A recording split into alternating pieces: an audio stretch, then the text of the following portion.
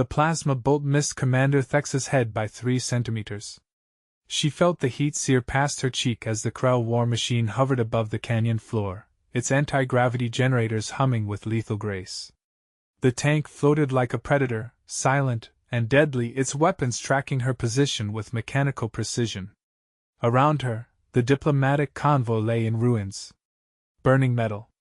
Bodies. The acrid smell of failure. All units down. Lieutenant Vesh gasped through the calm, his breathing ragged. Command, we're pinned.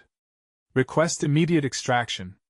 The tank rotated slowly, savoring its dominance. Queen Sereth would be watching this massacre through her command feed, Thex knew.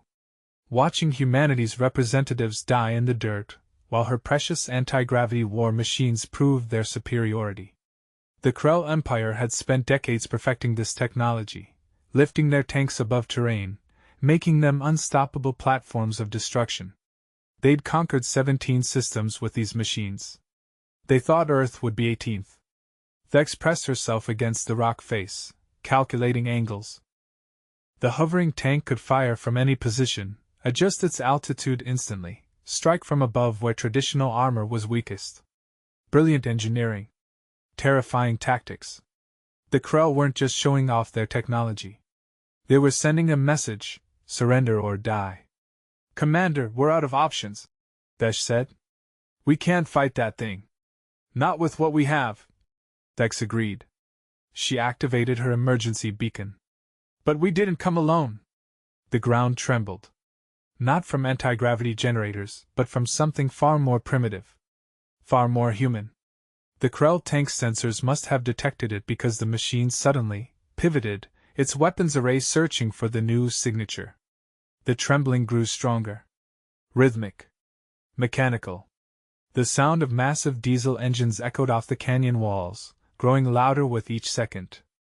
Not the whisper-quiet hum of gravity manipulation. The raw, thunderous roar of combustion. The M1A3 Abrams burst through the canyon entrance at 60 km per hour, its treads churning earth and rock, its 70-ton frame shaking the ground with pure kinetic fury. Behind it, 3 more tanks followed, their engines screaming defiance at the hovering Krell machine. They didn't float. They didn't glide. They rolled like avalanches given purpose and rage. The lead Abrams fired. The depleted uranium round crossed the distance in a fraction of a heartbeat. The Krell tank tried to adjust, to use its mobility advantage, but the human gunner had already calculated the interception point. The shell struck the anti-gravity generator housing dead center, and the explosion ripped through the Krell machine's elegant systems like a sledgehammer through glass. The tank didn't just fall. It plummeted, its anti-gravity systems catastrophically failing, and when it hit the canyon floor, the impact crushed its own armor plating. Secondary explosions rippled through the wreckage as ammunition cooked off, turning the technological marvel into a funeral pyre. The Abrams didn't slow down. It rolled past Thex's position, its commander standing tall in the cupola, face blackened with soot, grinning like a wolf. The other 3 tanks spread out in a tactical formation, their main guns tracking for additional threats, their heavy machine guns covering every angle. They moved with brutal efficiency, finding positions that used the terrain itself as armor, hold-on positions that exposed only their turrets to enemy fire. "This is Anvil 1 to command," the lead tank commander transmitted. "We have the diplomatic team. Hostiles neutralized. Canyon secure." Thex pulled herself up, watching as the human tanks established a defensive perimeter. They looked primitive compared to the Krell technology. No anti-gravity. No sleek hull design. Just angular armor plating, massive treads, and diesel engines that announced their presence like war drums. They were designed by engineers who understood that sometimes the best technology was the technology that worked when everything else failed. Lieutenant Vesh stumbled over to her position, staring at the burning Krell wreckage. "They shot it out of the sky. With conventional rounds. Gravity manipulation requires enormous power," Thex said, wiping blood from a cut above her eye. "Which means enormous generators. Which means a weak point that can't be armored because the weight would require even more power. The Krell built themselves a beautiful trap.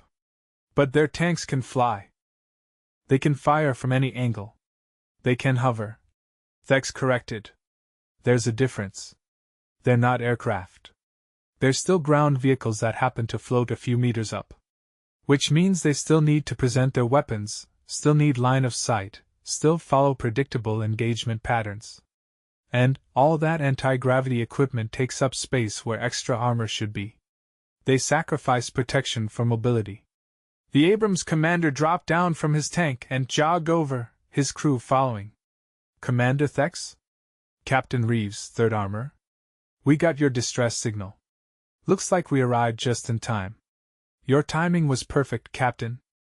Thex gestured at the canyon entrance. How many more where you came from? Reeves smiled. Enough. Queen Sereth wanted a demonstration of advanced technology. I think we just gave her one. Sometimes the best advancement is knowing what not to advance. In orbit above the planet, Queen Sereth watched the engagement replay on her command display. She watched the human tanks roll through terrain that would have destabilized anti-gravity generators. Watched them use the ground itself as a weapon, creating dust and debris that obscured targeting systems. Watched them take positions her floating tanks couldn't match without sacrificing their firing angles. She watched her technological masterpiece reduced to scrap by machines her scientists considered obsolete.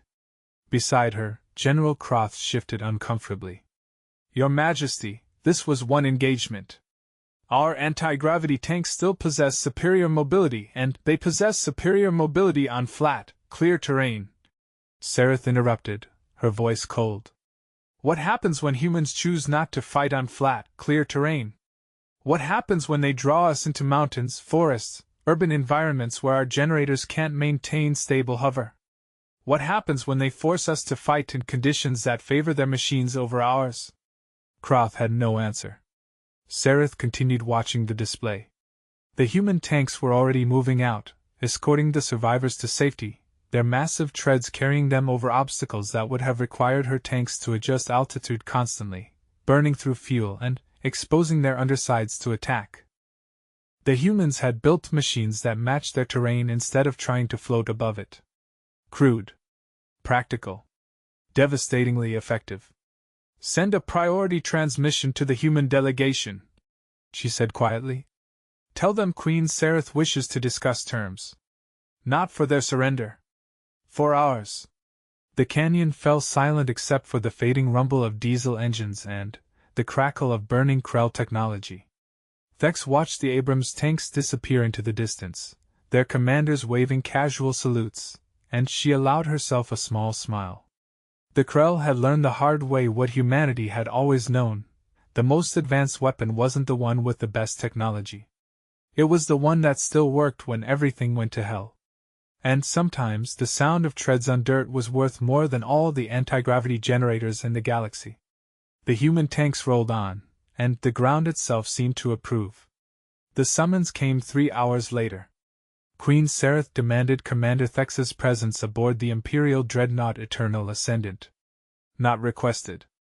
Demanded. The Krell didn't do polite invitations when their pride was wounded, and Thex had just helped wound it badly. You're actually going? Lieutenant Vesh asked, watching as Thex checked her sidearm. They could execute you the moment you step on that ship. This could be a trap. Of course it's a trap, Thex replied, holstering her weapon. The question is what kind. The Krell don't think small. If Sereth wanted me dead, she'd have orbital bombed our entire position already. She wants something else. Like what? Answers. Understanding. Maybe even respect. Thex straightened her uniform, trying to make the burned and bloodied fabric look somewhat presentable. The Krell built their entire military doctrine around anti-gravity's superiority. We just proved that doctrine has fundamental flaws. She needs to know if what happened in that canyon was luck or if we can repeat it. Vesh handed her a clean jacket. And if she decides she doesn't like your answers? Then I die on a warship instead of a canyon floor. At least the view will be better. Thex pulled on the jacket, wincing as her bruised ribs protested. Besides, Captain Reeves and his battalion are still down here. If Sereth does anything stupid, those Abrams tanks will turn this entire landing zone into a demonstration of why you don't mess with armored cavalry. She knows that. We know that. Everyone's playing chess now. The shuttle ride to the Eternal Ascendant was smooth and unnervingly quiet. 2 Krell Royal Guards flanked Thex in the passenger compartment, their expressions neutral, their weapons ready but not aimed. Professional soldiers, she noted. Not thugs or zealots. That was either a good sign or a very bad one. The Dreadnought's hangar bay was massive enough to hold a small city. Hundreds of attack craft lined the walls, each one bristling with weapons, each one capable of glassing a city block. The Krell didn't just fight wars. They annihilated civilizations. That was the reputation. That was the fear they cultivated. But as Thex walked through the corridors toward the royal audience chamber, she noticed something interesting. The ship's crew didn't glare at her with hatred. They watched with curiosity. Some even showed subtle expressions of respect. Word had spread fast about the canyon engagement. The invincible anti-gravity tanks, defeated by crude human armor. The story was already becoming legend. The audience chamber's doors stood 20 meters high, carved from some dark metal that seemed to absorb light. They swung open silently, revealing a space that was equal parts throne room and command center. Holographic displays floated everywhere, showing fleet positions, planetary defenses, tactical analyses. Queen Sereth sat on an elevated platform at the chamber's far end, her posture regal but her eyes sharp with intelligence. She was smaller than Thex expected.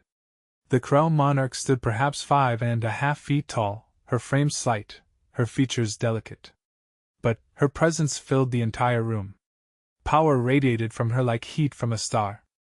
This was a being who'd conquered systems, who'd led fleets, who never accepted defeat because she'd never experienced it. Until today. Commander Thex. Sereth's voice carried perfect clarity despite the chamber's size. You've had an eventful day. My apologies for the aggressive greeting.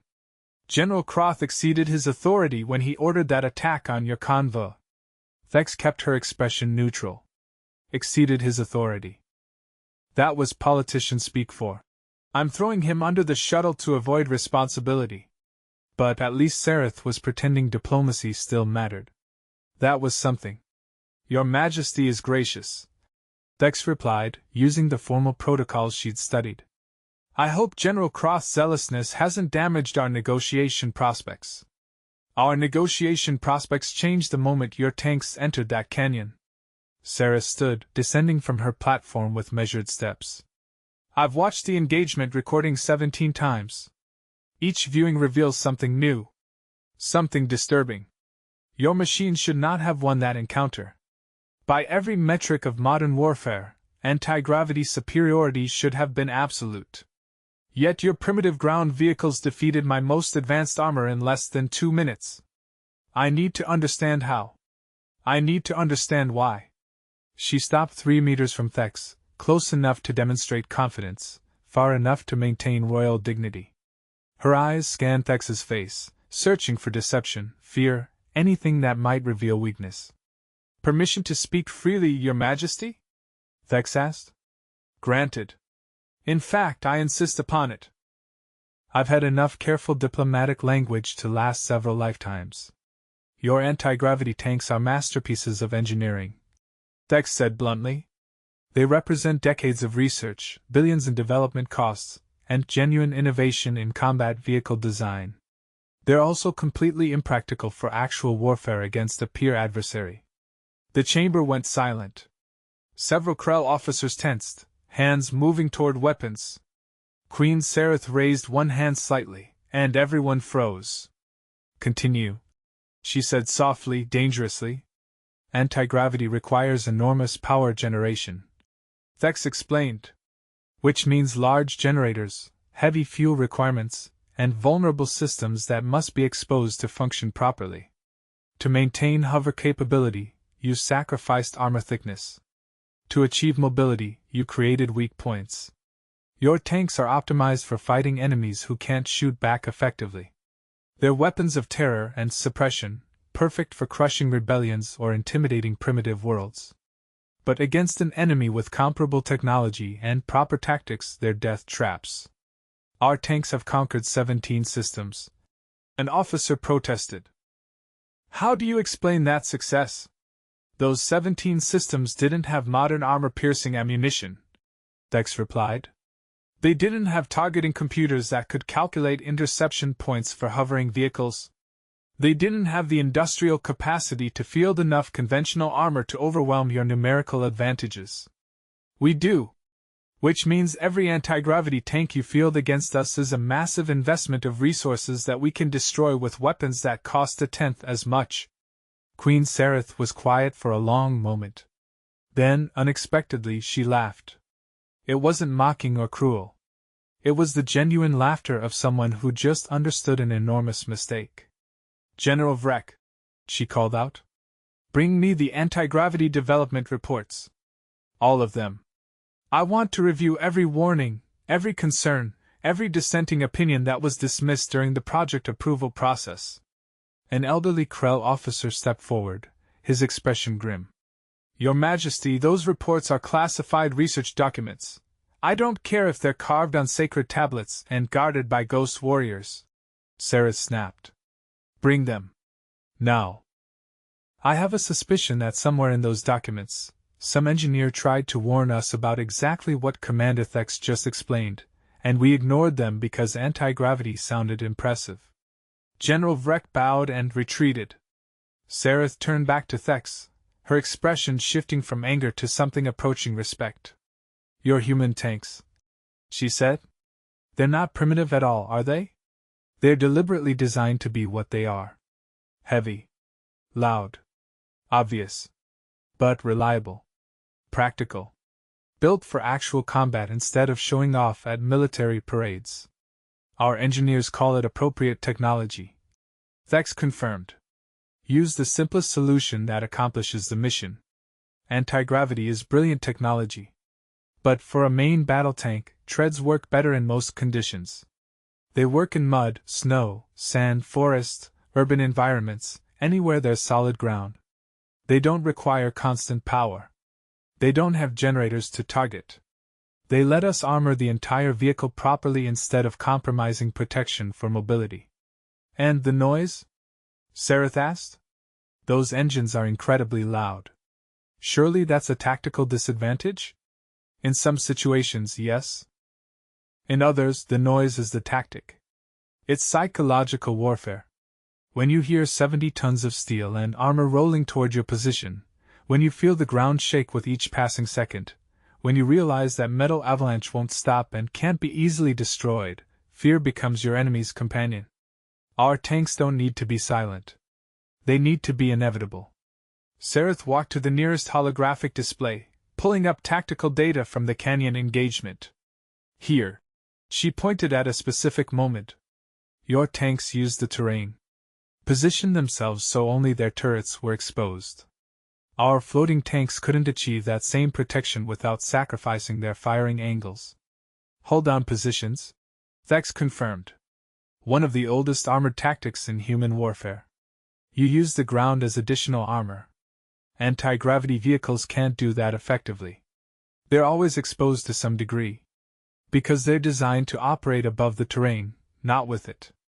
Sereth's voice carried a note of bitter realization. We've been building weapons for an imaginary war, haven't we? Fighting enemies who exist only in our strategic simulations. The doors opened again, and General Vrek returned with several data crystals. The development reports, Your Majesty. I should note that 3 senior engineers resigned during the anti-gravity project. Their departure protests are included. Sereth took the crystals, examining them with the expression of someone who already knew what she'd find. Dismissed. All of you. Except Commander Thex. We have much to discuss. The chamber emptied rapidly. Within seconds, only Thex and the Queen remained, surrounded by holographic displays showing the tactical reality of the canyon battle. Those resignations, Sereth said quietly. They tried to warn us. They said the anti-gravity generators created vulnerability. That the power requirements compromised other systems. That we were building parade vehicles instead of combat platforms. And we ignored them because floating tanks looked impressive to our enemies. Military procurement often favors impressiveness over effectiveness, Dex said carefully. It's not unique to the Krell Empire. Humanity has made similar mistakes. We once built bombers so large and expensive that we could only afford a handful. Then, we realized 100 smaller, cheaper aircraft could accomplish more while presenting multiple targets instead of one critical platform. I've started a war I might not be able to win, Sarah said, and for the first time, Thex heard genuine vulnerability in the Queen's voice. Not because humanity is stronger, but because we built our military around a flawed assumption. We assumed technological superiority would translate to tactical superiority. Your people proved that assumption wrong. Thex chose her words carefully. Your Majesty, this war doesn't have to continue. Both our civilizations can walk away from this situation with honor intact. The Krell Empire has impressive technology and military capabilities. Humanity respects strength and innovation. We don't need to be enemies. I sent those tanks to intimidate you, Sareth admitted. To show you that resistance was futile. Instead, I gave you the perfect opportunity to demonstrate that you're not intimidated by anything. My intelligence services are already reporting that the engagement footage has spread across dozens of neutral systems. Everyone's talking about the human tanks that rolled in better. I've become a cautionary tale about hubris. The Queen moved back to her throne but didn't sit. She stood beside it, one hand resting on the armrest, her posture that of someone carrying an enormous weight. What would you do, Commander? If you were in my position? How would you end this war without appearing weak? How would you salvage honor from catastrophic miscalculation? Thex took a breath. This was the moment that mattered. The moment when war could end or escalate beyond anyone's control. You don't salvage honor by pretending mistakes didn't happen, Thex said. You salvage it by learning from them publicly. Show your people and mine that the Krell Empire is strong enough to adapt. Propose a joint military development program. Share your anti-gravity technology with us, and we'll share our conventional armor tactics with you. Build something better together instead of destroying each other separately. Sareth considered this, her expression unreadable. Then, slowly, she smiled. Not the predatory smile of a conqueror. The genuine smile of someone who just found an unexpected solution. A technology exchange. Joint development. That would give both our engineers years of fascinating work. It would also make us dependent on each other for advancement, creating a mutual interest in peace. Exactly, Thex confirmed. And it sends a message to the galaxy that we're both pragmatic enough to turn conflict into cooperation. That takes more strength than continuing a war either of us truly wants. The Queen sat down, her posture relaxing slightly. I'll need to sell this to my war council. They won't like admitting our anti-gravity superiority was overestimated. But if I present it as expanding our capabilities rather than replacing them, they might accept it. We keep our floating tanks for specific situations, but we also develop proper ground armor for serious combat. Best of both approaches. That's strategically sound, Thex agreed. Different tools for different situations. No single weapons platform dominates every battlefield. Sareth activated a communications panel built into her throne's armrest. General Croth, report to the audience chamber immediately. And summon the War Council. We're changing our strategic direction. While they waited, Sareth studied Thex with open curiosity. Tell me something, Commander. When you saw our anti-gravity tanks for the first time, what did you honestly think? Thex smiled slightly. I thought they were beautiful. Genuinely impressive engineering. And I also thought about how much easier they'd be to shoot than our tanks. Engineers who've never been shot at tend to prioritize aesthetics and performance specifications. Engineers who've survived combat prioritize not getting killed. Your tanks were built by the former. Ours by the latter.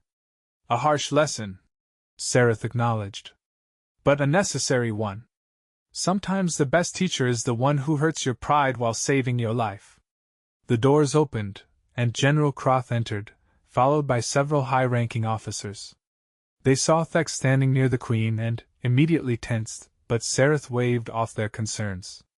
"Gentlemen," the Queen announced, "Commander Thex has graciously offered to teach us why our anti-gravity superiority might not be as absolute as we believed. I suggest you listen carefully. The lesson will hurt. But it will also prevent us from dying ignorant." Thex began explaining. The officers listened. And slowly, grudgingly, they began to understand. Outside the Eternal Ascendant, the planet below waited to see if war would continue or if two civilizations could find something better. In the canyon where the battle occurred, human engineers were already examining the destroyed Krell tank, taking notes, understanding the technology they'd defeated. Knowledge flowed both ways. Understanding replaced assumptions. And somewhere in the Krell Empire's research facilities, engineers who'd resigned in protest received messages asking them to return. The Empire needed their wisdom now. The truth they'd spoken was finally being heard. The anti-gravity tanks had shown humanity what the Krell could build. But the human tanks rolling through that canyon had shown the Krell something far more important, that the best weapon wasn't the most advanced one. It was the one that worked when victory mattered most. And sometimes, the rumble of diesel engines and the crunch of treads on dirt spoke louder than all the whisper-quiet technology in the universe. Queen Sareth stood on the observation deck of the Eternal Ascendant, watching the planet's night side where lights from human and Krell positions dotted the darkness like uncertain stars. Behind her, the Emergency War Council had been arguing for 3 hours, and she'd let them. They needed to vent. They needed to rage against the reality that their technological marvel had catastrophic weaknesses. Now they needed to hear the truth. "Enough," she said quietly, and the chamber fell silent. The Queen's word was absolute law, but more than that, her officers had learned over years of service that when Sareth spoke softly, she was most dangerous. "General Croth, you ordered the attack on the human diplomatic convoy. Explain your reasoning." Croth straightened, his military bearing perfect despite the sweat beading on his scaled brow. "Your Majesty, intelligence reports indicated the humans were transporting weapons and tactical data to their embassy. I determined that destroying the convoy would eliminate both the materials and demonstrate our technological superiority. The anti-gravity tanks were supposed to be a show of unstoppable force. Instead, they became a demonstration of catastrophic vulnerability." Sareth replied. "You didn't just fail to destroy the convoy. You gave humanity the perfect propaganda victory. Every neutral system from here to the Galactic Rim is now watching footage of our most advanced armor being defeated by machines we considered obsolete. You've made us look like fools. Your Majesty, with respect, that was one engagement. One lucky shot, 17. Commander Thex interjected from her position near the wall. All eyes turned to her. 17 separate targeting solutions my team calculated before the battle even began. We identified 17 different vulnerable points on your anti-gravity tanks. The generator housing was just the most efficient option. We could have targeted the power conduits, the stabilizer arrays, the exposed sensor packages, or the fuel storage systems. Each shot would have been effective. There was no luck involved, General. Just physics and pragmatic engineering. The chamber erupted in protests, officers shouting about human arrogance, about impossible claims, about the need to demonstrate Krell's superiority through force. Sareth let them rage for exactly 30 seconds. Then, she activated the holographic display at the chamber's center, and every voice died. The recording played again. The canyon battle from multiple angles, slowed down to show every detail. The Krell tank floating confidently above the terrain. The human Abrams tanks charging through terrain that would have destabilized anti-gravity generators. The precise moment when the human gunner fired, the trajectory of the depleted uranium round, the catastrophic system's failure as the generator exploded. And then, most damning of all, the tactical analysis overlay showing all 17 targeting points Thex had mentioned, each one blinking red in the holographic reconstruction. This is what happens when we build weapons for show instead of for war, Sareth said, her voice cutting through the silence like a blade. This is what happens when we ignore our own engineers' warnings because we're too proud to listen. This is what happens when we assume technological advancement means tactical superiority. We build beautiful machines that can't survive real combat against prepared enemies. Admiral Thranks, the fleet's senior tactical officer, stepped forward. She was old by Krell standards, her scales faded, her movements careful but her mind still sharp. Your Majesty, if I may speak plainly? Please do. Plain speech is the only thing that will save us now. The humans didn't just defeat our tank. They defeated our entire military philosophy. We've spent a century building a force designed to intimidate lesser civilizations into submission. We've become excellent at crushing resistance, at orbital bombardment, at shock tactics that break enemy morale before serious fighting begins. But we've forgotten how to fight wars against enemies who don't break. The humans aren't intimidated by superior technology. They're practical. They saw our weakness and exploited it efficiently. If this war continues, they'll do it again and again until our entire military doctrine collapses. The chamber fell silent. Admiral Thranks had just articulated what everyone feared but no one wanted to admit. The Krell Empire had become very good at conquering weak enemies and very bad at recognizing strong ones. So we surrender? General Croth demanded. We prostrate ourselves before these primitives and beg for mercy? We adapt, Sareth corrected. We do what the Krell Empire has always done when confronted with reality that contradicts our assumptions. We learn. We change. We survive. Admiral Thranks, how many anti-gravity tanks do we currently have deployed across all our forces? Approximately 12,000, Your Majesty. Another 3,000 in various stages of production. And how many would we lose if humanity chose to share the canyon engagement data with our other enemies? How many of our adversaries would suddenly realize that our magnificent floating tanks have fundamental weaknesses? Thranks's expression grew grim. All of them, Your Majesty. Every conventional armored force in the galaxy would tear through our anti-gravity battalions. We'd be forced to withdraw from dozens of systems simultaneously. The Empire would contract by 30% within a standard year. Which means the humans did us a favor, Sareth concluded. They exposed this weakness during a minor border conflict instead of during a major war. They showed us the problem when we still have time to fix it. That's either extraordinary luck or extraordinary mercy. Either way, we should accept it. She turned to face Thex directly. Commander, your people could have let us continue believing our tanks were invincible. You could have waited until we committed them fully to battle, then slaughtered us wholesale. Instead, you destroyed exactly one tank, demonstrated the principle, and then opened negotiations.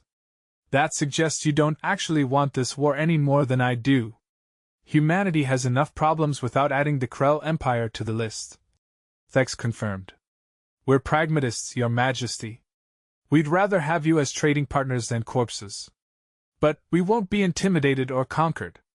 If you want war, we'll give you war. If you want peace, we'll negotiate fairly. The choice is yours. Then I choose adaptation, Sareth declared. She turned to her war council. Effective immediately, all anti-gravity tank production is suspended pending design review. I want engineering teams working with human consultants to identify and fix the vulnerability issues. I want conventional tracked armor added to our procurement pipeline. And I want every officer in this fleet to study the canyon engagement until they can recite the tactical lessons in their sleep. Your Majesty.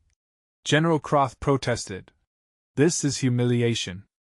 We're the Krell Empire. We don't learn from defeat. We don't ask our enemies for help. We do now, Sareth said coldly. Because the alternative is extinction. You think our enemies haven't noticed what happened? You think the 17 systems we conquered aren't watching this? Right now, resistance movements across the Empire are analyzing that engagement footage. They're realizing our armor isn't invincible.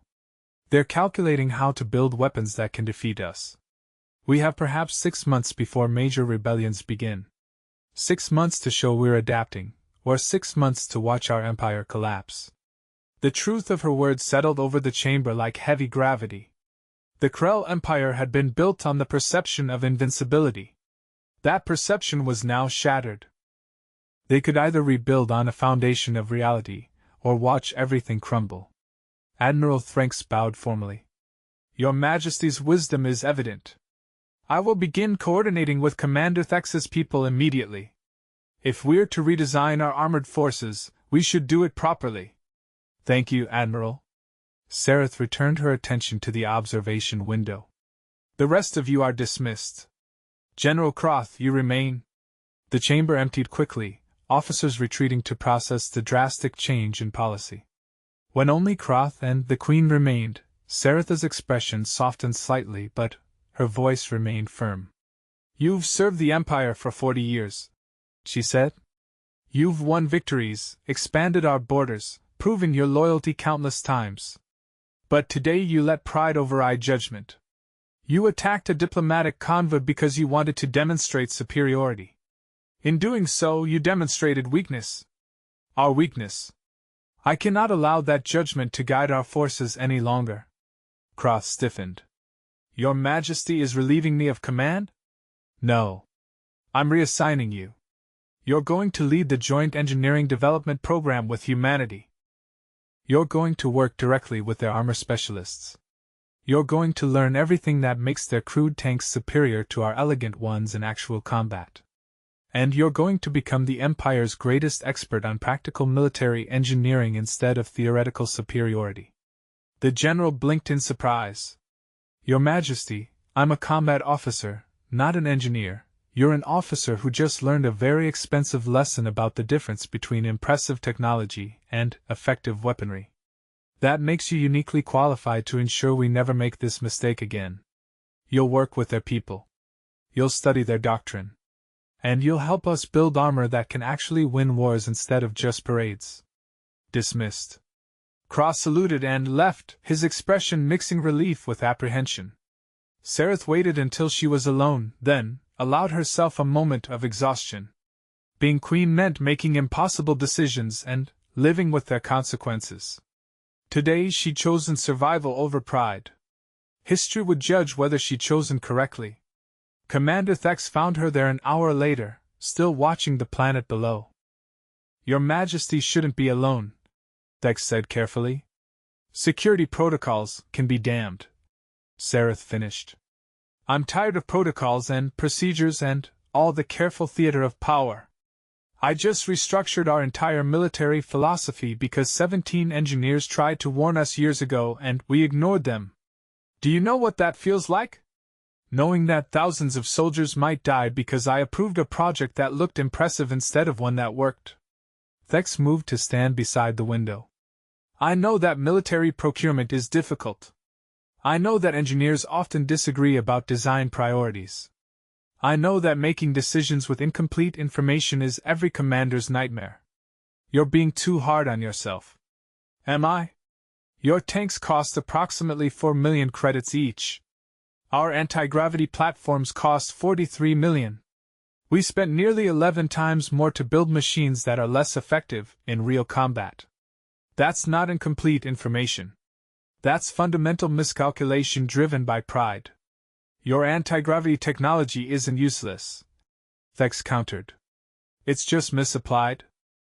Use it for reconnaissance vehicles, rapid deployment platforms, specialty equipment. Build smaller, faster scout units that use the mobility advantage properly. Save the heavy armor role for conventional platforms that can take damage and keep fighting. You don't have to abandon the technology. Just use it appropriately. Sareth considered this. Appropriate technology. You mentioned that phrase earlier. It's not about having the most advanced option. It's about having the right option for the specific situation. Exactly. Human engineers have a saying, any tool can be the right tool if you use it correctly, and the wrong tool if you don't. Your anti-gravity systems could be extraordinarily valuable for reconnaissance, for rapid response to emergencies, for situations where mobility trumps protection. But for frontline combat against prepared enemies with modern weapons, conventional armor works better. I'm going to need your people's help implementing this, Sareth admitted. Not just tactical advice. Actual engineering support. Our specialists are brilliant, but they've been working in an echo chamber. They need outside perspective. They need people who've built combat vehicles in actual war conditions instead of in research facilities. Earth's military-industrial complex has experience building practical weapons. Thex confirmed. We've been doing it for centuries. We'll send technical advisors, share our manufacturing techniques, and help you redesign your procurement process. In exchange, we'd like access to some of your technology. Not the anti-gravity generators. Those are yours. But your energy weapons are centuries ahead of ours. Your sensor systems are remarkable. Your medical technology saves lives we'd lose. There's room for both our civilizations to benefit from cooperation. A genuine alliance, Sareth said thoughtfully. Not just a peace treaty, but actual strategic partnership. That would require trust. Are your people capable of trusting us after we nearly killed you? Are yours capable of trusting us after we humiliated you? Thex countered with a slight smile. Trust isn't about forgetting past conflicts. It's about believing both sides prefer cooperation to continued hostility. My people can trust that the Krell Empire wants to survive and prosper. Your people can trust that humanity wants the same. Shared interests create stronger bonds than forced peace ever could. Sareth extended her hand in the human gesture she'd studied. Thex clasped it firmly, sealing an agreement that would reshape both civilizations. One more thing, the Queen said. That tank commander. Captain Reeves. The one who destroyed our armor. I want to meet him. For revenge? Thex asked carefully. For recruitment. Anyone who can defeat our best technology in under 2 minutes deserves a position training our armored forces. I want him teaching our officers how to fight properly. I want our people learning from someone who actually understands ground combat instead of someone who looks good in briefings. Thex laughed genuinely for the first time since the battle. I'll arrange it. Though I should warn you, Reeves is direct. He doesn't do diplomatic language. He says what he thinks. Good. I've had enough careful speeches to last several lifetimes. Bring me someone who'll tell me the truth, even when it hurts. Especially when it hurts. Below them, the planet continued its rotation, carrying both human and Krell forces through the darkness toward an uncertain dawn. But now that uncertainty held possibility instead of just threat. Two civilizations were learning to work together, building something stronger than either could create alone. And in military bases across both territories, engineers were already comparing notes, examining each other's designs, finding unexpected solutions to problems either side had fully understood. The anti-gravity tanks would continue to exist, but now they'd be reconnaissance platforms instead of main battle vehicles. The human Abrams would gain Krell energy shields and sensor upgrades. Technology flowed both ways, each side contributing its strengths. The war ended not with surrender but with synthesis. Both empires emerged stronger, wiser, and more capable than before. And when historians later studied this period, they noted something unusual. The conflict was settled not by who had better weapons, but by who had better judgment about which weapons to use. Sometimes the best military innovation wasn't building something more advanced. It was recognizing when simpler solutions worked better. The Krell learned that lesson at the cost of one destroyed tank and some wounded pride. In the grand calculus of war, that was a remarkably cheap price for wisdom. Queen Sareth returned to her throne, activated the fleet-wide communication system, and addressed her entire military force with words that would define the Empire's future. Warriors of the Krell, today we learned humility. Tomorrow we learn adaptation. And the day after, we emerge stronger than ever. Not because we have the most advanced technology, but because we finally understand how to use technology wisely. Stand ready for change. Stand ready for growth. Stand ready for genuine strength instead of the illusion of superiority. The message spread across the fleet, across the Empire, across space itself. And slowly, carefully, two civilizations that had been on the brink of war began building something better. All because one day, in a canyon on a contested planet, diesel engines roared louder than anti-gravity generators, and simple truth defeated elegant deception. The human tanks rolled on. The galaxy watched. And nothing was ever quite the same again.